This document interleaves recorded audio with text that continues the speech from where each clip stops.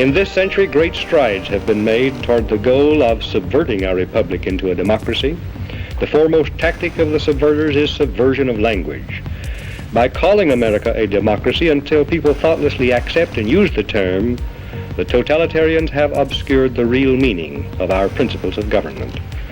That is a summary of my report on a constitutional republic, not a democracy.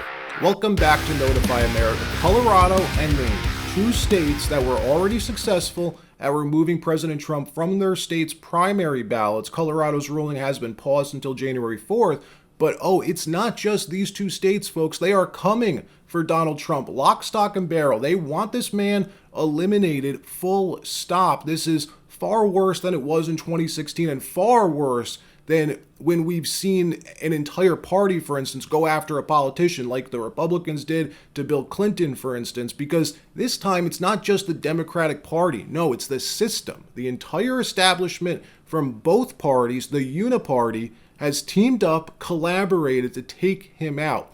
And why are they doing this? Well, that's a whole different discussion. And to be honest, I don't know for sure. I have some ideas.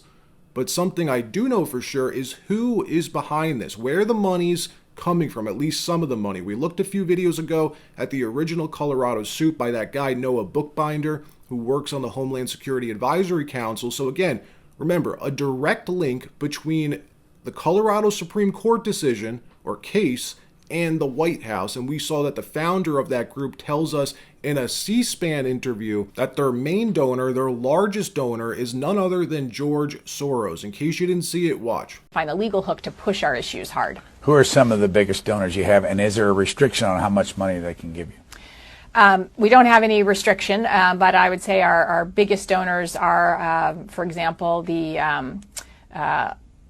Open Society Institute is a very big donor. And whose organization is that? Well, it's a foundation, but it's well known to be George Soros is the one who funds it. The Wallace Global Fund gives us money. The ARCA Foundation gives us money. Those are some of the big foundations where Carnegie Corporation gives us money. You do see a thread through the different sides in this where a big donor like George Soros will give to an awful lot of progressive organizations. Does he ever ask for anything directly? No, and I have met him, and he's never asked for anything at all. And I meet with the program officer from the Open Society Institute, and they're very happy with what we do, and they're very keen on transparency. We're part of their democracy. Well, here's one of the other organizations behind a lot of this, a nonprofit called Free Speech for People. What a name, right? This is a different organization than who brought the Colorado suit. They are one of the groups who are bringing a handful of different lawsuits in 20 different states. Maine and Colorado were only the prelude to what's coming. Take a look at this. The states in red are where these lawsuits are working their way through the court system right now, working their way up to the state Supreme Courts. We have, look at all these states. We have Oregon, California, Nevada, Arizona, a battleground state, New Mexico, Colorado, we know successfully did it. Maine, we know successfully did it. New Hampshire, North Carolina, a battleground state, South Carolina, Virginia, another battleground state, Wisconsin. Look, it's a lot of states, folks, a lot of battleground states. And here's the guy who runs this group, John Bonafos, co-founder and president of Free Speech for People.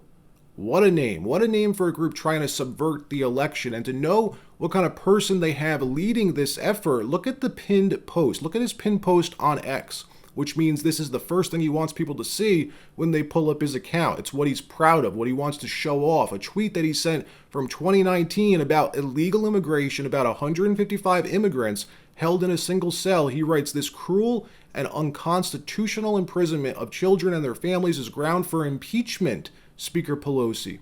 Now that's the guy that they have running this sham of a nonprofit, but guess who's paying for it? Craig Newmark, through his organization called Craig Newmark Philanthropies. Craig Newmark is the founder of Craigslist. But here's the scary part, right? This is just the beginning. All of these suits are for the primary ballots, for the primary election. They haven't even got started on the general yet. One person who knows what it's like, by the way, having the establishment come after you is Tulsi Gabbard. Listen to what she says they're planning to do over the next few months. Watch this. I think it's really important, Pete, for every single American who's seeing this news alert popping up to recognize how dangerous this is.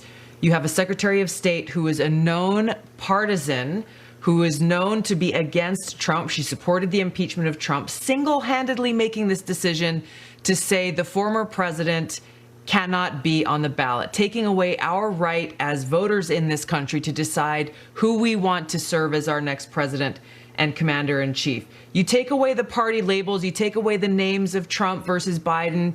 Recognize how dangerous this is, where if this is allowed to stand, one person gets to take away the voices and the rights of every single American to engage in our democratic process. That is literally what is at stake here. So whether people like Trump or don't like Trump, or like Biden, don't like Biden, that's not the point here. If you're a Democrat or Republican, now is the time that we as Americans must stand up for our democratic process in this country and our right and our voices to decide our future.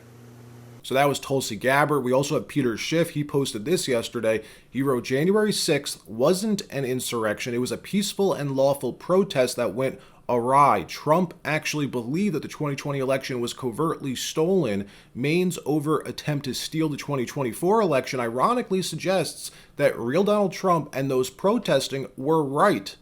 So what's happening here, it's clear as day, right? They are no longer doing any of this behind the scenes in the shadows like they did in 2016, trying to spin up the Russiagate story, turn public opinion.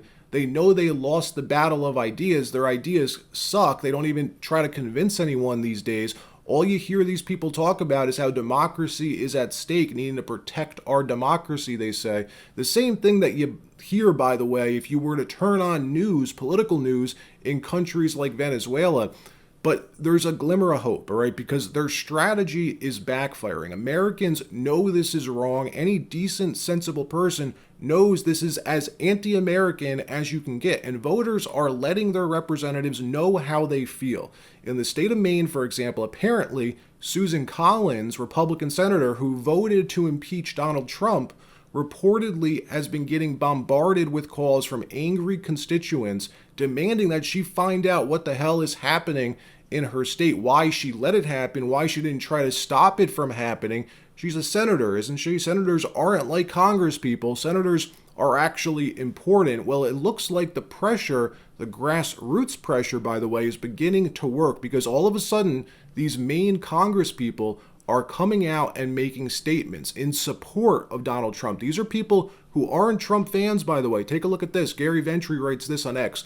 Just brutal for the Maine Secretary of State. Senator Susan Collins, who voted to convict Trump in the second impeachment, has condemned her decision to take Trump off the ballot. Senator Angus King, who caucuses with the Democrats, has condemned her decision to take Trump off the ballot. And Jared Golden, a Democrat congressman, has condemned her decision as well to take Trump off the ballot. Look, Angus King may call himself an independent, but he's a Democrat, right? He votes with the Democrats 90% of the time. He caucuses with the Democrats, criticizes Trump constantly.